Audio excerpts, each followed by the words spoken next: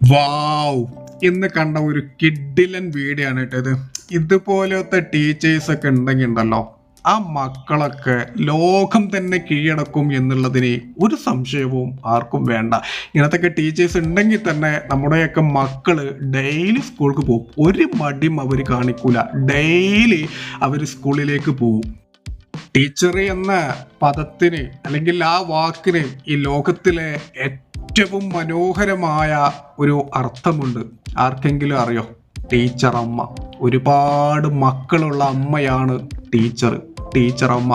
കാരണം നമ്മളൊക്കെ മക്കളെ സ്കൂളിലേക്ക് അങ്ങോട്ട് വീട്ടിൽ നിന്ന് പറഞ്ഞയച്ചാൽ പിന്നെ അവരുടെ കാര്യങ്ങളൊക്കെ നോക്കുന്നത് അവരുടെ അധ്യാപകരാണ്, അവരുടെ ടീച്ചർ അല്ലെങ്കിൽ സാറുമാരാണ്.